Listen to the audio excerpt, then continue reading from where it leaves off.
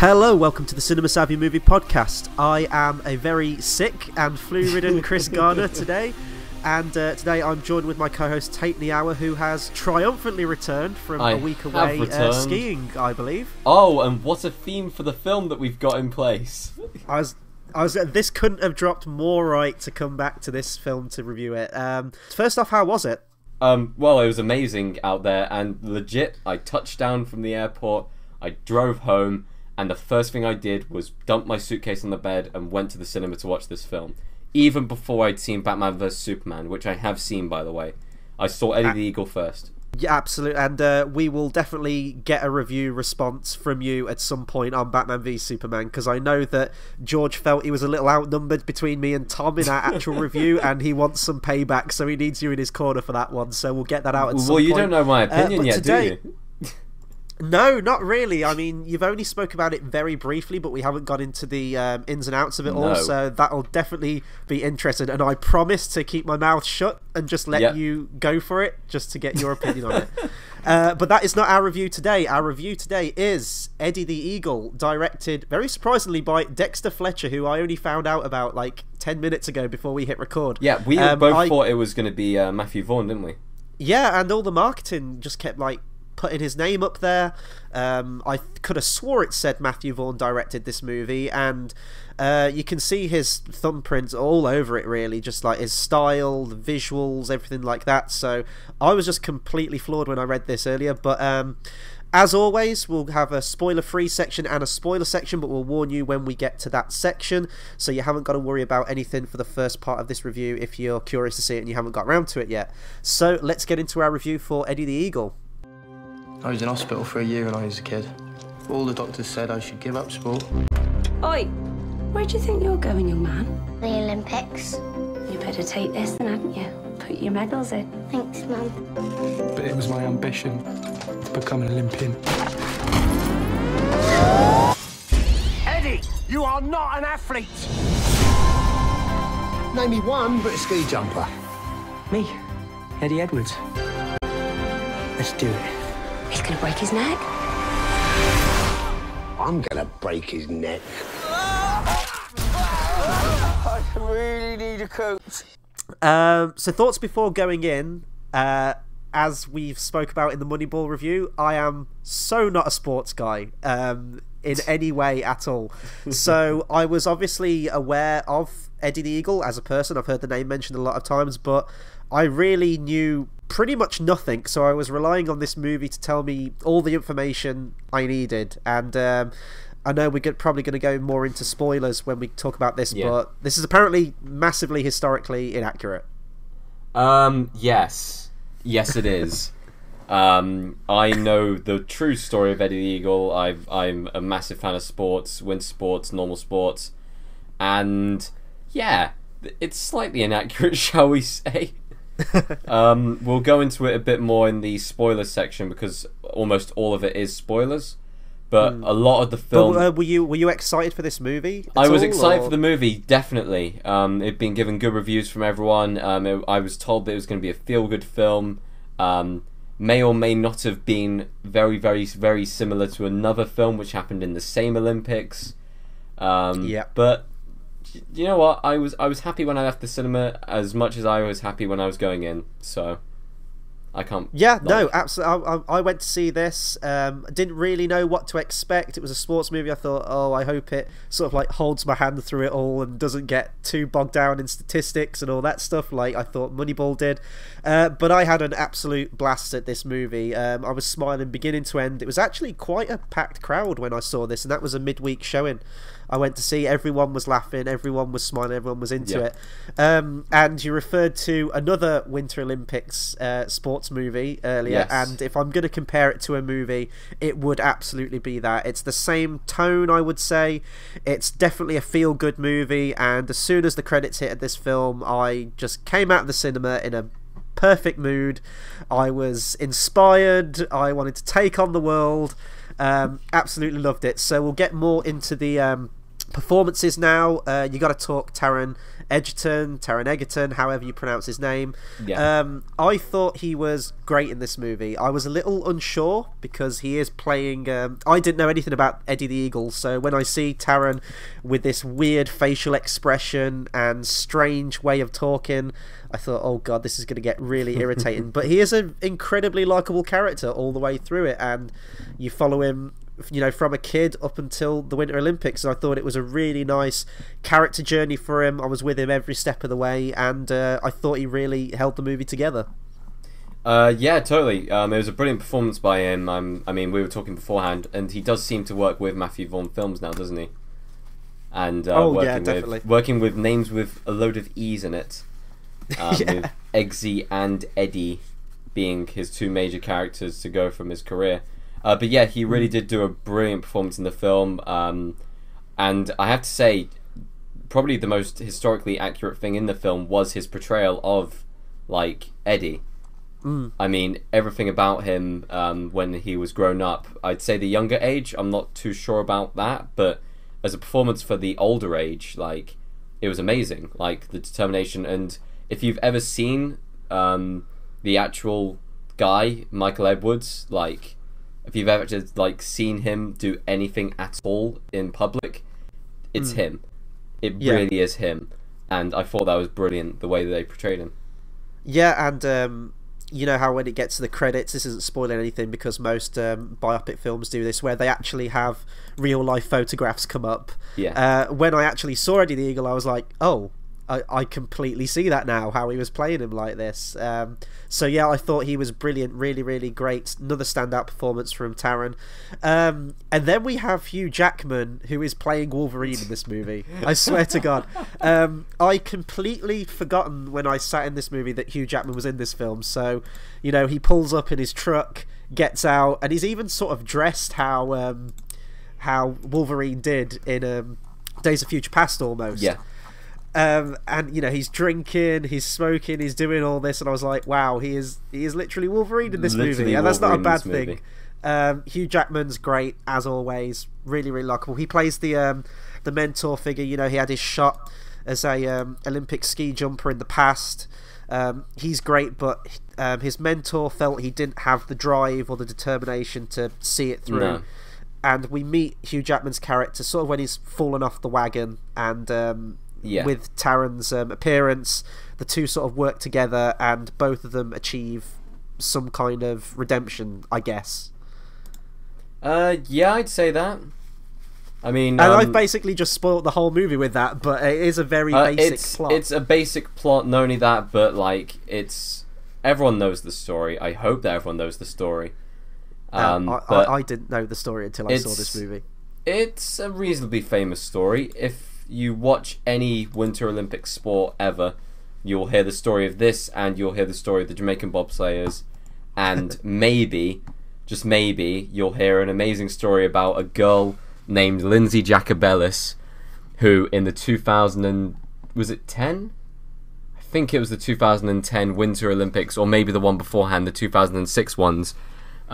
She was way out ahead, like way out ahead in front in a race, and she tried to pull a trick on her snowboard, and she fell flat on her face and came second when she had it in the bag.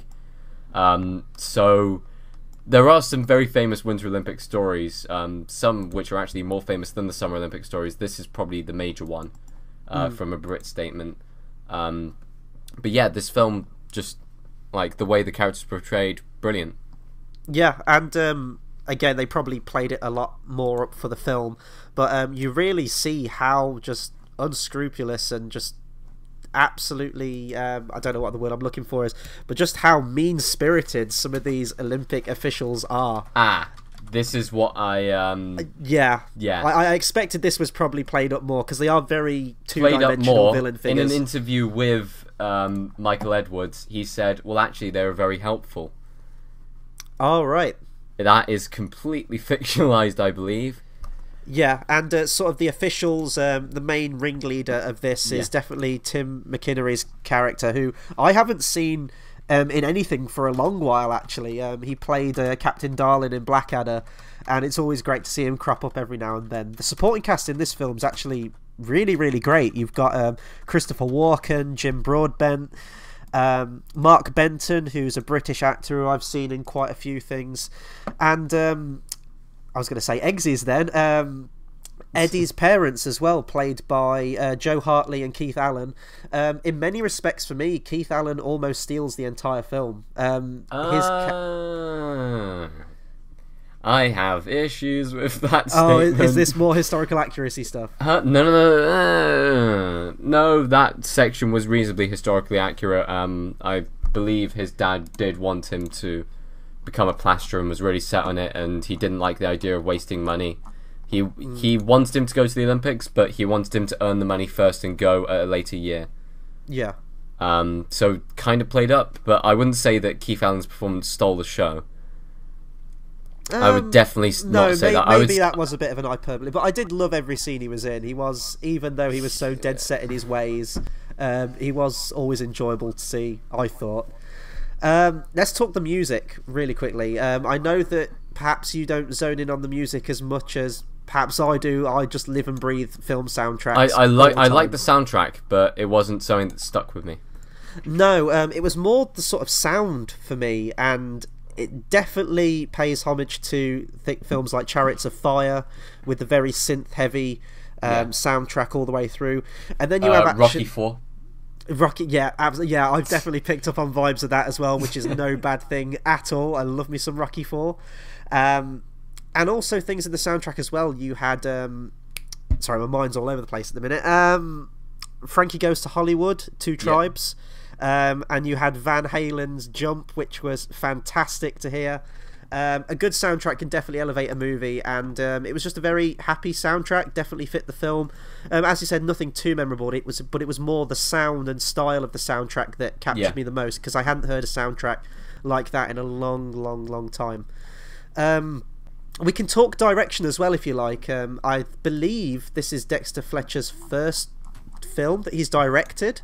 I'm sort of looking through his credentials at the minute. He's appeared in a lot of films, but in terms of director, I think this is his first one. I thought he did a great job, but as I said, I was just really surprised that it was him and not Matthew Vaughn, because Matthew Vaughn's style is all over this movie. There's a scene where Hugh Jackman goes down the 90-meter slope, and that just absolutely screamed films like Kick-Ass and Kingsman to me. Just quickly, it's his third film that he has directed, behind Wild Bill and Sunshine on a Leaf.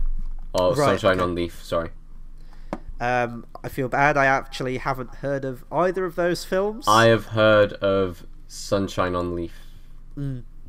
But no, I thought he did a great job, and I'm sure that Matthew Vaughn was guiding him through most of it. Because as I said, I didn't know it wasn't his film until before we hit record. So we'll sort of get into our recommendation in the minute. So best moment, worst moment for you, and then your recommendation. I feel like the best moment from the film was, I'd say, the jumping and the way they filmed the jumping, but maybe not the way they filmed the landing, which would be my worst point of the film. I think they really did try and capture how high those ramps are, and if you've ever actually gone up to a ski jump ramp and just looked up, it is daunting.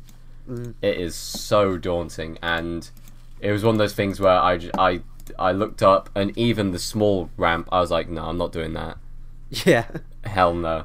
Absolute nerves of steel. And something that I did notice whilst I was skiing, if you're a kid, you have no fear at all, because you bounce all over the place. If you fall, you don't break as heavily. When you get older, you get wiser, and I think that was one of the points that they made with the film, and this was something which was more historically accurate, but the other ski jumpers didn't like the idea of him not being trained up very highly, him not being trained up for so long. And a recent storyline pitching that was Victoria Pendleton going into the Gold Cup, or the horse racing at Cheltenham, where she had only been horse riding for 1 year, going up into a major tournament where people have been training for their entire life. It's a big health risk, and they didn't like the idea or the image given to the sport for that, making it look like the sport was easy to do, making it look like it was a complete joke or a parade. And in both cases, it gave more publicity to the sport, in a sense. And in both cases, they kind of proved wrong. Yeah. So... But no, I definitely think that was one of the strengths of this film in just showing how brutal this sport can actually be. I mean, when people fall down these slopes, you feel every impact of it. However, the landings when they did the ski jumping looked very, very, very CGI heavy and not very good. That was a real shame. Critique. Yeah. Because all the other times they used CGI in the movie, I thought it was done for a real neat stylistic standpoint. Like when Hugh Jackman's doing his jump. Yeah, but when there's no great transition into it either. It's really close up to the camera too. Yeah. That definitely pulled me out of it as well. But the initial impact onto the slope I thought was great. It was just when the camera pulled back a little bit and you did have that CGI model sort of rolling down the hill. Best moment, worst moment for me? Best moment... that's a tough one because I just really enjoyed the whole movie, in all honesty. I guess it would probably be the parents' relationship with Eddie, and sort of how the mum always believes in him and tries to help him out any way she can. I thought that was really, really nice, endearing, and I thought that was definitely the heart of the story all the way through, which culminates to a very emotional ending, I would say, at the end. I definitely felt that with it. Also, another best moment, I thought the tension they created as he is ascending the slope. Mostly towards the final one, but all the way through, really. I definitely did have the adrenaline was rushing in the cinema. I felt like I was going up in that lift with him, so I thought that was really, really well done.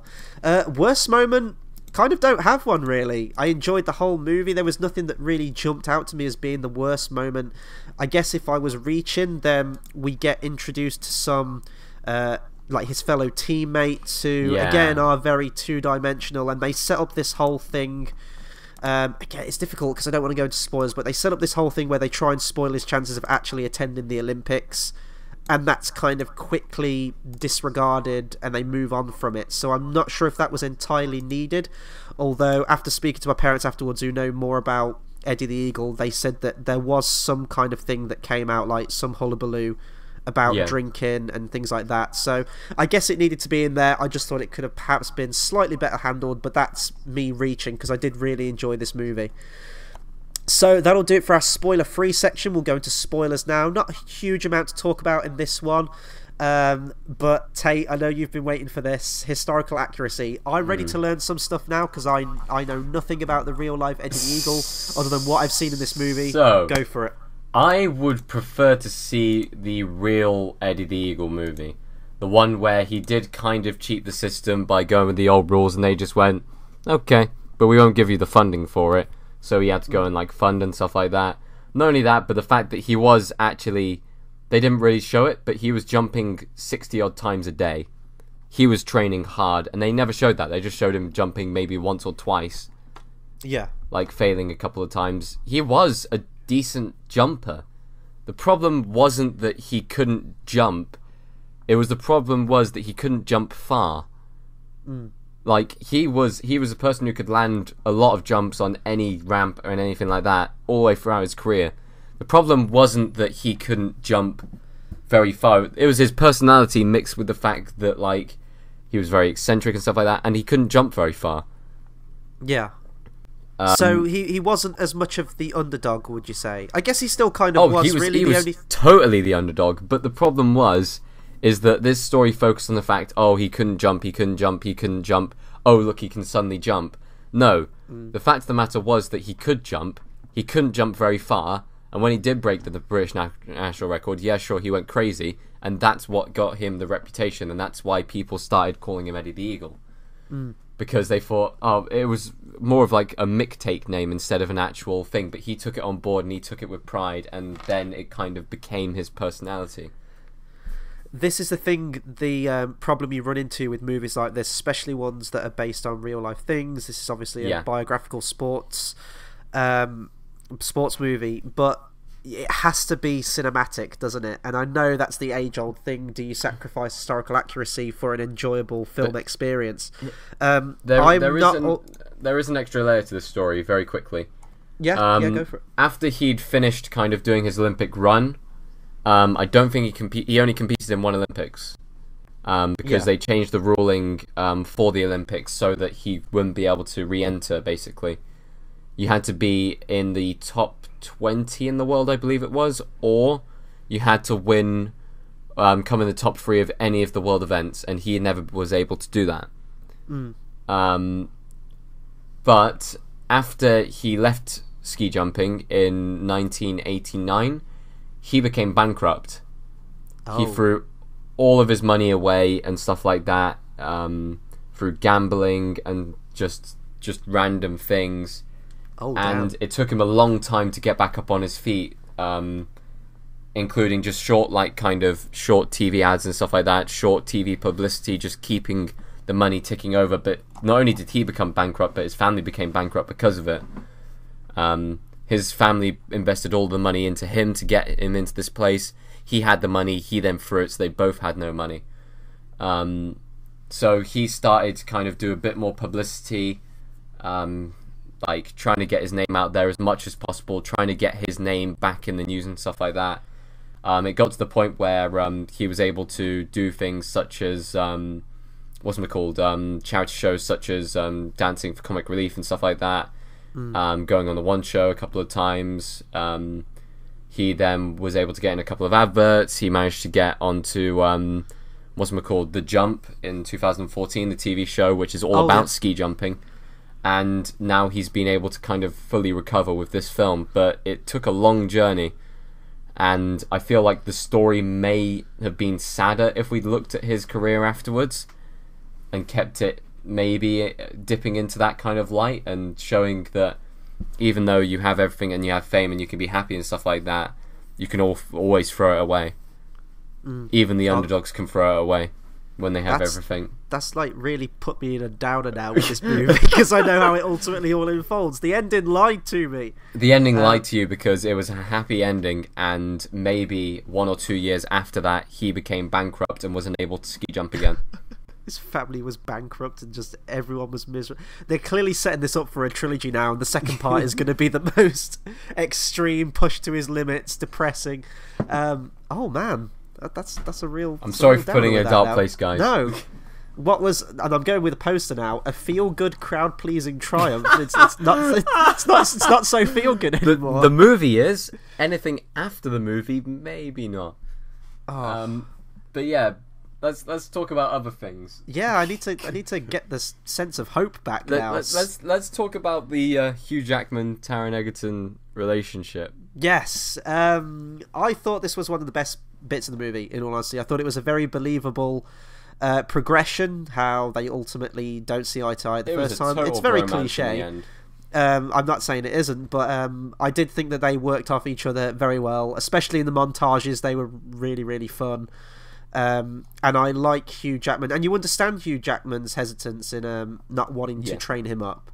And then later on in the film, one of the other massive emotional punches at the end where Christopher Walken gloriously emerges into the room. A hushed silence falls on everyone, and he kind of makes amends with Hugh Jackman, and he's earned his respect at that point. I have no idea whether that actually happened.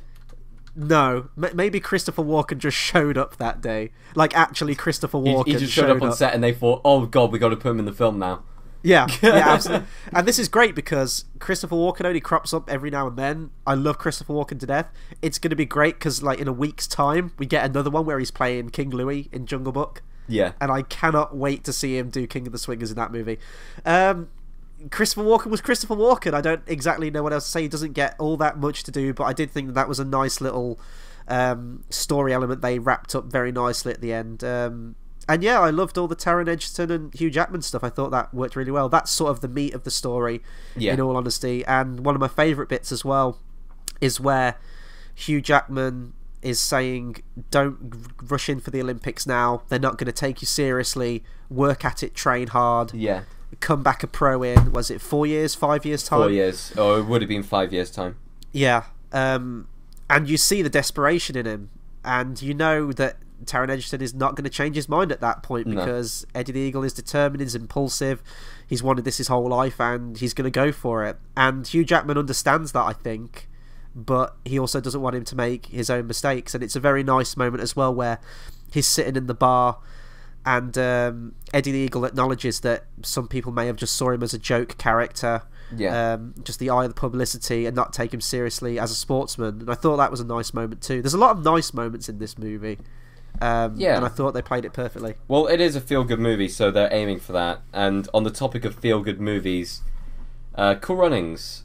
Yes, what it definitely was a reference, right? Totally referenced. It's from the same Olympics. That's what I wondered. I wasn't sure on the date. One of the greatest Winter Olympics, possibly. Calgary, 88. And it gave us two of the greatest feel-good underdog stories. Yeah. Problem is though, Eddie the Eagle finished last in the Olympics, and the Jamaican bobsleigh team crashed. But this is very, very, very quickly dipping into Cool Runnings. The film, none of the characters are real. Wait, what? None of the characters are real in the film. They aren't the people in the actual bobsleigh team. They were made up characters and made up backstories and made up names. The actual Cool Runnings team did crash out and did not finish, and they didn't carry it towards the end. They just crashed out and partied for the rest of the tournament.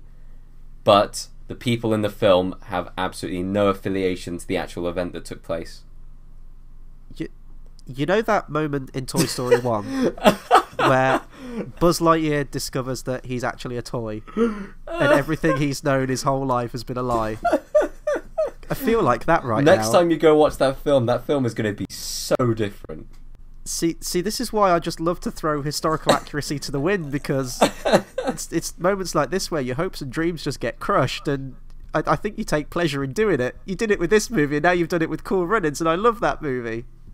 Oh man. But no, in all seriousness, I did pick up on that, and I think I was the only one who picked up on it in the cinema, because I sort of almost jumped out of my seat. I was like, was that a Cool Runnings reference? John Candy and just everyone else, was that a reference to that great movie? But you see, as I said, I didn't know it was that year at the Olympics, so I thought it might just be like a neat little nod that yes, this actually happened at the Winter Olympics. They happened at the same Winter Olympics, and at the anniversary games 20 years afterwards, a member of the original Jamaican bobsleigh team and Eddie the Eagle both went to the event and just kind of chilled out, So what's great is that Eddie the Eagle and Cool Runnings take place in the same cinematic universe. I want a Winter Olympics cinematic universe. No, not cinematic universe. They take place in the real universe. Real universe. Dude. Yes. And they actually met up, so. I say cinematic universe because, as you said, both of them basically lie to everyone, and nothing is true. Have you ever seen a historically accurate biopic? There probably is one somewhere out there, but I don't know. I think most of the ones I've seen, in all honesty, are massively inaccurate. One of my favourites being Braveheart, and I think that's just very stereotypically one of the most inaccurate movies ever made. There probably is one out there. I'd have to think about that. But I guess I've said everything I can for spoilers. It's a very simple movie. Yeah. Let's go into overall recommendation again. I know we've sort of gone into it. I would definitely recommend this movie. What's strange about this film as well, I haven't actually seen any reviews at all from any US critics or even UK critics. I don't think it's out in the US. I don't think it's out in the US yet as we are recording this. No, well, on all the sites I've checked, I'm currently looking at Wikipedia, but this is all over the place, even on IMDb. It says that it was released in the US on February 26th this year. And we got it March 28th. Obviously, we are a little bit late to the party on this one, slightly. But I haven't seen any reviews out there at all. So I don't know if it's been pushed back, if it was only a limited release, so most critics didn't get to see it. I have no idea, but if this is still playing in your movie theatre, definitely check it out. It's a really, really feel-good movie. You don't have to be a sports fan to enjoy it. It's just a really nice character piece, a hopeful underdog story. Ignore everything Tayte said about the historical accuracy, because it will just depress you if you go in with that knowledge of how it ultimately go watch this pans film out. because it is good.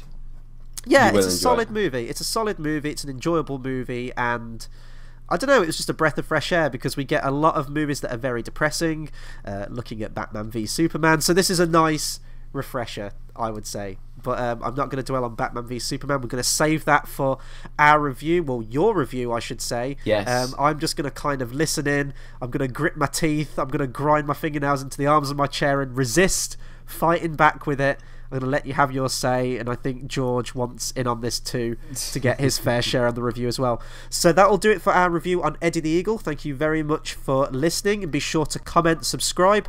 Although we have been absent for the last few days, we are getting back into the swing of things now. I've been ill like the last few days, so that's my excuse on the reactions, but we've just had some new trailers go up today. I'm going to try my best to get some reactions done for them, and we are hitting regular movies coming out now. I think our next one will probably be Jungle Book. So please do hit that subscribe button because it is the best way to keep up to date with all of our content.